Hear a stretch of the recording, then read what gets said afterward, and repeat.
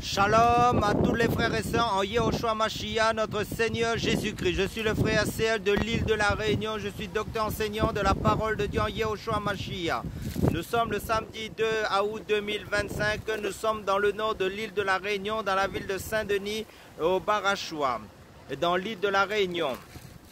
Salutations à tous ceux qui sont en Europe, en Asie, en Afrique, en Russie, que ce soit en Angleterre, en Russie, en Bulgarie, en Roumanie, que ce soit en Italie, que ce soit en Côte d'Ivoire, au Congo-Kinshasa, que ce soit dans la grande île de Madagascar, que ce soit dans l'île de la Réunion où j'habite, que ce soit dans l'île Maurice, que ce soit dans les îles de la Martinique, de la Guadeloupe, que ce soit en Tahiti, que ce soit en Inde, que ce soit en Israël, à Jérusalem. Bienvenue à tous et sentez-vous à l'aise, sentez-vous chez vous sur ma chaîne. Commentez si vous avez à cœur de commenter.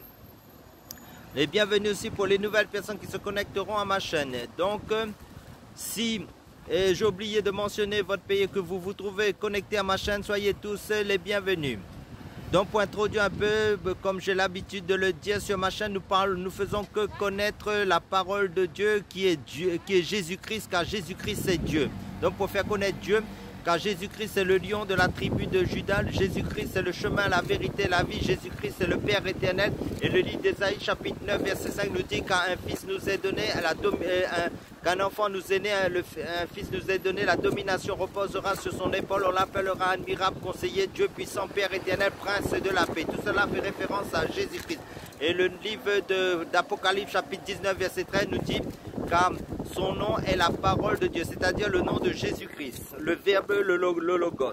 Donc, sur ma chaîne aussi, c'est pour consolider, pour affirmer, pour fonder les frères qu'en Jésus-Christ, pour maintenir les frères et sœurs éveillés spirituellement en Jésus-Christ. Car Jésus-Christ revient prendre son église dans la sanctification et la paix, cette église glorieuse.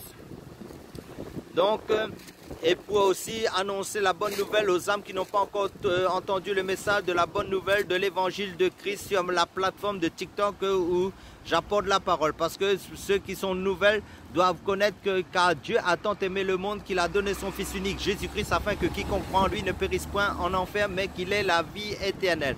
Parce que la Bible nous dit dans le livre de l'évangile de Marc chapitre 8, versets 36 à 37, que sert-il à un homme de gagner tout le monde s'il perdait son âme? Que donnerait un homme en échange de son âme?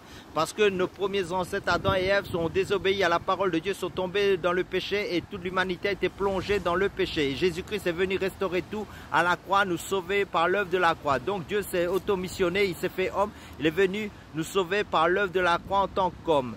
Donc il a versé son sang saint pour que nous soyons sauvés. Donc le seul salut que nous avons, c'est le Seigneur Jésus-Christ pour le salut de notre âme. Donc là, il nous est dit aussi car il est réservé aux hommes de mourir une seule fois, après quoi vient le jugement. Et pour échapper au jugement de Dieu, Dieu nous a donné l'unique solution qui est Jésus-Christ. Comme je l'ai dit, car Dieu a tant aimé le monde qu'il a donné son Fils unique, Jésus-Christ, afin que quiconque croit en lui ne périsse point en enfer, mais qu'il ait la vie éternelle. Amen, alléluia. Donc là, je vais prendre un passage dans la Bible concernant ceux qui sont déjà engagés en Jésus-Christ. Le livre d'Éphésiens chapitre 4 verset 20-24. Mais vous là, il nous parle aux chrétiens. Mais vous, ce n'est pas ainsi que vous avez appris Christ, si du moins vous l'avez entendu. Si conformément à la vérité qui est en Jésus, c'est en lui que vous avez été instruits à vous dépouiller. Retenons bien ce mot dépouiller qui signifie renoncer, qui signifie aussi la repentance, qui signifie aussi mourir à soi-même, renoncer à soi-même. Ça veut dire à la chair, aux œuvres des ténèbres. Donc verset 22, il nous est dit par rapport à votre vie passée du vieil homme, qui se corrompt par les convoitises trompeuses, à être renouvelé dans l'esprit de votre intelligence et à revêtir l'homme nouveau créé selon Dieu dans une justice et une sainteté que produit la vérité. Donc là, ça nous parle de la conversion aussi, parce que en fait, il faut voir si nous marchons selon l'esprit ou selon la chair. Est-ce que la présence de Dieu est avec nous toujours ou pas, ou si nous avons dévié? Parce que la parole de Dieu nous dit vous avez été instruits à vous dépouiller. Ça veut dire si nous ne nous dépouillons pas, que ce soit de la colère, que ce soit des œuvres des ténèbres, que ce soit de toute addiction, que ce soit de la cigarette, que ce soit toutes les choses qui est en entrave à la vie de l'esprit. Ça veut dire tout ce qui est les œuvres de la chair, des œuvres des ténèbres, parce que la chair, le sang n'héritera pas le royaume de Dieu, parce que la chair, le sang est initié devant Dieu. Ça veut dire ennemi de Dieu. Ça veut dire l'orgueil de la vie, et ça veut dire les convoitises de la chair, tout ça là, et qui nous parle dans les Saintes Écritures. Ça veut dire que beaucoup sont sortis de la présence de Dieu à cause de l'amour de l'argent, parce que dans les bâtiments dits églises, beaucoup sont tombés dans l'amour de l'argent, dans les œuvres de la chair, dans les querelles, dans les disputes. Beaucoup, c'est là où il y a beaucoup d'églises, la présence de Dieu n'y est plus, c'est devenu des religieux. Ça veut dire que quand nous vivons selon la chair, malgré que nous avons des dons spirituels, malgré que nous pouvons prêcher la parole de Dieu, avoir une vie de prière, mais si la présence de Dieu n'y est plus, c'est que la vie de l'esprit n'y est plus.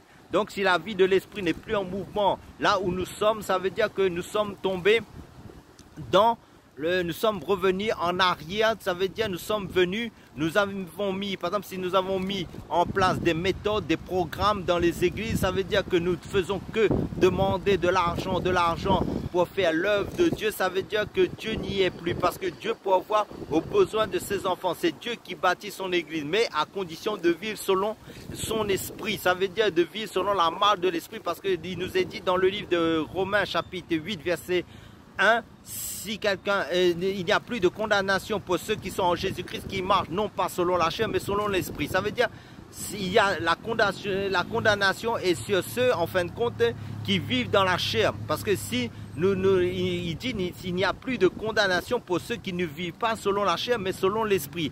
Mais des fois en fin de compte la chair revient en surface, parce que nous avons laissé des portes ouvertes à cause de nos comportements, à cause de nos actions, à cause de la désobéissance à la parole de Dieu, que la parole de Dieu n'a pas été mise en pratique, que nous avons été soit dans les murmures, soit dans les...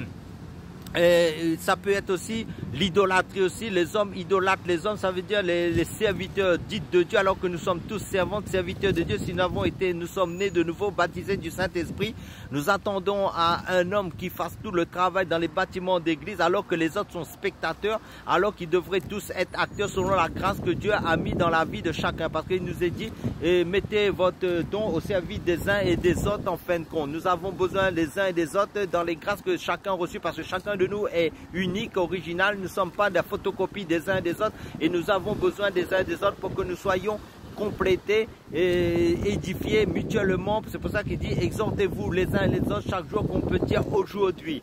Donc ça signifie quoi? Si la religiosité a pris place d'un bâtiment ou parmi un groupe, que ce soit même dans les cellules de maison de prière, parce que la religiosité c'est pas dans les bâtiments, dans des grandes assemblées, ça peut être aussi dans des cellules de maison, là où il n'y a plus le mouvement de l'esprit, là où on n'attend plus à Dieu, mais on met en place des programmes par soi-même, on met en place des méthodes par soi-même. En fin de compte, là, on sait que là, la présence de Dieu n'y est plus, parce que le Seigneur veut que nous travaillions aussi dans le discernement pour discerner l'esprit de l'erreur et l'esprit de la vérité.